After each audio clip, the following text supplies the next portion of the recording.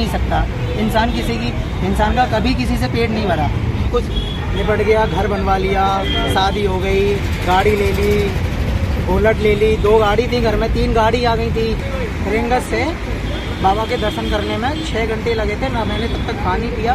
मैंने कहा जब तक मैं बाबा के दर्शन नहीं कर लूँगा मैं पानी भी नहीं पीऊँगा। भक्तों को जय खाटू श्याम। दोस्तों अभी हमें दिल्ली धाम खाटू श्याम जी के मंदिर पर, और यहाँ पर हमें कुछ भक्त मिले हैं जो कि आज आपको अपने जीवन के चमत्कार के भैया जय खाटू श्याम जी। क्या नाम है आपका? मेरा नाम विकास राठौर है और मैं ज़िला फिरोजाबाद में रहता हूँ। आप फिरोजाबाद से अभी? फिरोजाबाद से आया हूँ। और मैं बता दूँ आपको, मेरे जीवन में बाबा ने, मैं पहले नहीं जानता था बाबा खाटू श्याम जी कौन है, बस नाम सुना था कि खाटू श्याम जी है, खाटू श्याम जी है।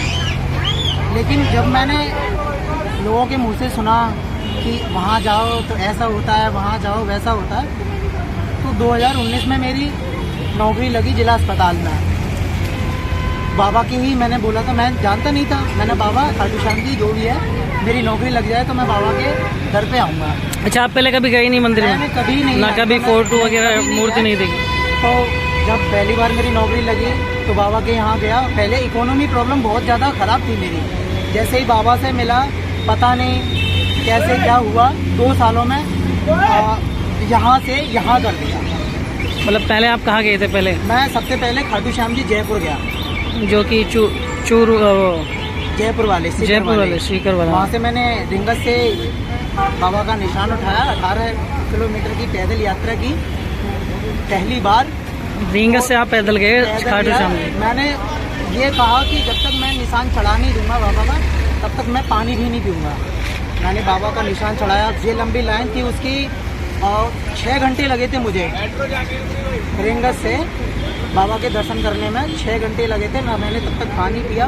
मैंने कहा जब तक मैं बाबा के दर्शन नहीं कर लूँगा मैं पानी भी नहीं पीऊँगा, बैठूँगा भी नहीं। ये कौन से महीने की बात थी, गर्मियों की या सर्दियों की? ये उस टाइम की बात है, लगभग अगस्त, ये जुलाई अगस्त की ही बात है। यानी बहुत ज़्यादा गर्मी होती है। हाँ, और राजस्थान में तो वैसे भी बिल्कुल। हाँ, तो तब से मेरा बाबा ने ऐसा साथ दिया है और वो हमेशा मेरे साथ है। और बाबा की कृपा से मेरी एक बेटी भी है मेरे साथ आई है, जिसका नाम भी एकादशी वाले ही दिन हुई थी जी। ये मेरी बच्ची है, बाबा की कृपा है। और मैं चाहता हूँ कि सब पे बाबा की कृपा करें। तो आप हर महीने आते हो, हर हफ्ते आते हो? हर महीने खाटू श्याम जी जाता हूँ जयपुर, अपने फिरोजाबाद से। और यहाँ तो मैं पहली बार आया हूँ और आज यहाँ तो बाबा का भी चमत्कार देख लिया है। अब अगर बाबा हमारा जो हुआ, जो हमने बोल रखा है, अगर वो करेगा तो अगली बार फिर बाबा के यहाँ दर्शन करने आएंगे। तो हमारे दर्शक आपसे जानना चाहते हैं कि अगर किसी की मनोकामना हो, इच्छा हो, वो कैसे पूरी होगी? बाबा कैसे सुनेंगे? बाबा तो क्या उन्हें कोई महंगा प्रसाद चढ़ाना पड़ेगा? नहीं, बिल्कुल नहीं। बाबा देखो, मैं अपने बताऊं, जब मैं पहली बार बाबा के यहाँ गया था तो कहते हैं कि पहली बार जाओगे तो सच में दर्शन नहीं हुए थे। मैंने 6 घंटे लाइन लगाई थी और सिर्फ 3 सेकंड के दर्शन थे। मैंने देखा तो वहाँ कुछ था ही नहीं। वो भी देखता है, वो भी परीक्षा लेता है कि ये देखता हूँ दोबारा आएगा कि नहीं आएगा। 6 घंटे लाइन में लग के मैं गया, मुझे बाबा के दर्शन हुए ही नहीं। फिर मैं दोबारा से लाइन में लगा, तब मैंने बाबा के दर्शन करे कि वहाँ छोटा सा शीश रखा, तब मेरे बाबा के दर्शन हुए। और जब मैं पहली बार गया था अपनी बुआ जी के साथ, तो उसके बाद से मेरे अंदर पता नहीं ऐसा लग रहा था कि मुझे बाबा के दर्शन दोबारा करने चाहिए ना। दिन में मतलब चैन ही नहीं पड़ रहा था। फिर अगले मुश्किल से 7 या 10 दिन बीते होंगे, मैं दोबारा से बाबा के दर्शन करने चला। ऐसा मुझे 10 दिन में ऐसा उन्होंने रिजल्ट दिया। तो आपने पहले दर्शन अकेले करे थे या बुआ जी के साथ करे थे? सबसे पहले बुआ जी के साथ गया था, ट्रिप पे गए थे वो लोग, तो वैसे ही घूमते गए थे। मैंने उनके साथ पहले दर्शन किए, फिर अगली बार मैं खुद से अकेले गया। तो यानी कि आपको पता था कि हाँ भाई मुझे खाटू श्याम दरबार जाना है, या एक इत्तेफाक था? नहीं, मेरे साथ तो इत्तेफाक था, क्योंकि उनका जो प्लान बना हुआ था वो उनके साथ जाएंगे। उन्होंने कहा कि विकास चल रहा है। मैंने कहा बुआ जी वैसे मेरे पास टाइम नहीं है। जब उन्होंने ये कहा कि हम खाटू श्याम जी जाएंगे, तो मैंने कहा सारी चीज़ें छोड़ो, मैं आपके साथ चलूँगा। 7 दिन का मैंने जॉब से बोलिए, तब नई मेरी नौकरी लगी थी, तो मैंने नौकरी की भी परवाह नहीं करी। मैंने कहा होगा, देखा जाएगा, मैं पहले बाबा के पास जाऊँगा, उनके दर्शन करूँगा। तो उसके बाद में आप पैदल गए ना? हाँ, उसके बाद रिंगस से फिर से गया हूँ, तब मैंने निशान यात्रा उठाई। तो बाबा को प्रसन्न करने के लिए क्या करना होगा? बाबा को प्रसन्न करने के लिए कुछ नहीं है। देखो, अपने अंदर भावना होनी चाहिए, बस भाव है, वहीं पे भगवान है। और बाकी तुम चाहे लाखों करोड़ों का भंडारा करो, कुछ भी करो, फिर भी भगवान नहीं मिलेगा। अंदर भाव है तो भगवान। तो आपके हिसाब से कहा जाना चाहिए दिल्ली वाले धाम में या सीधे राजस्थान वाले धाम में? नहीं, मैं तो बाबा है, मैंने तो उनका मेरे मोहल्ले में भी दर्शन, वो मंदिर बना हुआ, मैं तो वहाँ भी जाता हूँ। लेकिन बाबा की देखो, मैं बताऊँ, बाबा की जब तक इच्छा नहीं होगी, जब तक तुम अपने मोहल्ले वाले दर्शन वहाँ भी नहीं कर ले जा पाओगे। और उनकी इच्छा होगी तो तुम दिल्ली भी जाओगे, खाटू भी जाओगे, सोनीपत भी जाओगे, सब जगह जाओगे। इसके अलावा आपको कोई तकलीफ हुई जीवन में, नौकरी के अलावा?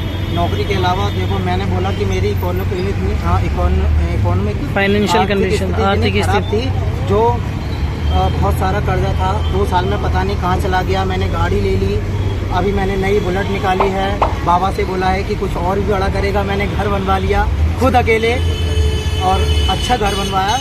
मैंने नहीं बनवाया, सब मेरे बाबा की, सब मेरे बाबा का। शादी भी हो गया। और मेरा सबसे बड़ा जो गिफ्ट है बाबा का, वो मेरी बेटी है।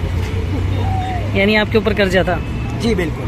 तो उस समय आप तो बहुत परेशान हुए? बहुत परेशानी थी, पर जब मैं बाबा के पास गया तो बाबा ने मेरी सुनी। ऐसा नहीं है, बाबा सबकी सुनता है। तो सुनेगा बाबा, अगर आप तुम हृदय से लोगे, भावना से पुकारोगे, जरूर सुनेगा। तो लगभग कितना कर्जा था आप पे? लगभग होगा 2.5-3 लाख। 2.5-3 लाख। और काम आपके पास था नहीं? काम तो कुछ था ही नहीं। तो फिर नौकरी लगी, सारा कर्जा उतरा। मुझे नहीं पता कैसे कहाँ चला गया। 1 साल के अंदर सारा कुछ निपट गया। घर बनवा लिया, शादी हो गई, गाड़ी ले ली, बुलेट ले ली। 2 गाड़ी थी घर में, 3 गाड़ी आ गई थी, फिर बुलेट ले ली। तो सब बाबा की कृपा है। पहले कहीं नौकरी नहीं मिल रही थी आपको? तो इस दौरान आपको कोई मानसिक दिक्कत हुई? नहीं, मुझे कोई मानसिक, बाबा की कृपा से मुझे कोई मानसिक दिक्कत, कोई परेशानी, जब भी परेशानी आती है तो मेरे बगल में ही मंदिर है, मैं जाता हूँ। जाते ही सारी परेशानियाँ दूर हो जाती हैं। सारी मानसिक स्थिति, चाहे थकान हो, चाहे किसी चीज़ का डर हो, वहाँ जाके सारी चीज़ें क्लियर हो जाती हैं, सारा कुछ खत्म हो जाता है। तो हमारे जो भी दर्शक देख रहे हैं, उनके लिए आप क्या कहना चाहोगे कि जब भी दरबार आओ, क्या तैयारी कर आओ? कुछ भी तैयारी करने की आवश्यकता नहीं है। बाबा ने बुलाया तो हाथों हाथ आ जाओगे, और नहीं बुलाया तो तैयारी करते रहो, फिर भी नहीं आ पाओगे। तो अगली बार कुछ प्रोग्राम आपका? बिल्कुल। मैंने बोला है बाबा से, जो मेरा चल रहा है, जो मेरा रह गया है, उसको मैं जरूर, अगर होता है तो मैं यहाँ भी आऊँगा और वहाँ भी जाऊँगा। लोगों को ऐसा भी कहना है कि मन में जो इच्छा हो कभी किसी के आगे बोलो मत, सिर्फ बाबा के आगे बोलो। हाँ बिल्कुल, ये भी बात सही है। तो आपने अपनी इच्छा मन में रखी या डायरेक्ट बाबा को बताई? मैं मन में नहीं रखता, मैंने तो बाबा से बोल दी सीधे। यानी किसी और को बताने से अच्छा है? किसी और को क्या बताऊँ, क्योंकि मेरी जो इच्छाएं हैं, जो मेरी पूर्ति है, जो मेरी मांगे हैं, वो कभी कोई इंसान पूरी कर ही नहीं सकता। इंसान का कभी किसी से पेट नहीं भरा। तो जब भी आप ये बताओ, क्या अभी हम दिल्ली धाम पर खड़े हुए, यहाँ आकर आपको कैसा लगा, व्यवस्था कैसी लगी? नहीं, बिल्कुल अच्छा है। मैं बाबा के किसी भी दरबार में कहीं भी कोई चीज़ की कमी मैं कह ही नहीं सकता। कमी है ही नहीं, तो मैं कमी कहूँगा क्यों? बाबा के दरबार में ना छोटा सा दरबार हो, वहाँ भी कमी नहीं है, और खूब बड़ा दरबार हो, वहाँ भी कमी नहीं है। तो दर्शकों, आपसे ये रिक्वेस्ट है, प्रार्थना है कि आप लोग जरूर आए दिल्ली धाम। बहुत ही अच्छी व्यवस्था है। आएंगे, और मैं जब भी जाता हूँ तो मैं कहता भी हूँ लोगों से कि एक बार होके आओ, एक बार मेरे साथ चलो, एक बार होके आओ, देखो, पहले इस्तेमाल करो, फिर विश्वास करो। ठीक, जय खाटू।